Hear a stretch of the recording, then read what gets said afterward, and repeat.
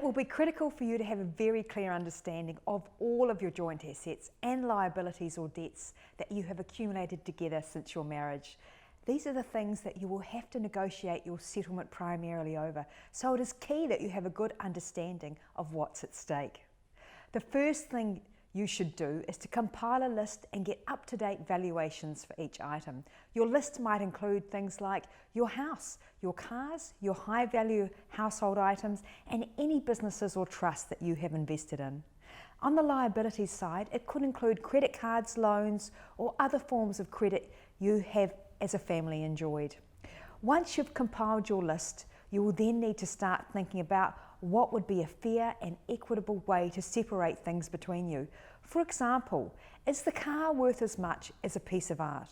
Joining us to share why it is critical to get this right from the outset is Giles, Ellis, divorce accountant, who has been providing financial advice for over 30 years. Great to have your expertise, Giles. Thank you for having me here today, Bridget. We've mentioned a few assets and liabilities, but what do people generally overlook? So often we think about the more obvious assets, family home, maybe a family business, and they're quite well documented. But then often there's other assets that maybe both parties aren't quite so aware of. So typically we might see collections. So often one party will have collected something that could be worth a bit more money than you may be aware. And we've seen occasionally things like lottery prizes, which have been won and then need to be distributed. And typically we would suggest to people maybe to have a look at their insurance documents, because they'll quite often list items of value, specified items. And so that's a good starting point to get a good comprehensive list of everything that makes up that marital pool. How do you go about getting impartial valuations? Now it's difficult because even though valuers do work to a professional standard and they use a methodology to determine, say, the value of an asset, such as a business, the problem is that it can be very judgmental.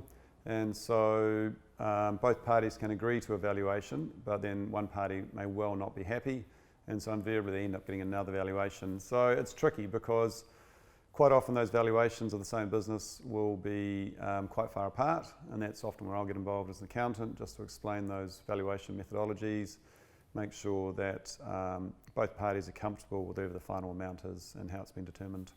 So typically I recommend using a professional valuation firm. So what advice would you give to people who are considering separating their marital assets? Okay, well, a lot of it will be document gathering. So obviously you'll be providing templates which list a number of things I need to get, but really from the time you're thinking about it, even if both parties aren't quite there yet, it's probably a good idea just to maybe start keeping a small dossier of more important documents, such as insurance policies or maybe valuation certificates, possibly photographs of significant items such as jewellery, possibly things like that. So just that when you do hit the go button, you've already got a head start on all that kind of information you'll need. Right. Thanks, Giles, for your great advice. Thank you so much for having me. So as you've heard, don't rush the process, and getting clear records on your shared marital assets is a critical starting point. When you work with us, we will provide you with a range of templates and checklists to make sure you don't miss anything important and have no regrets later.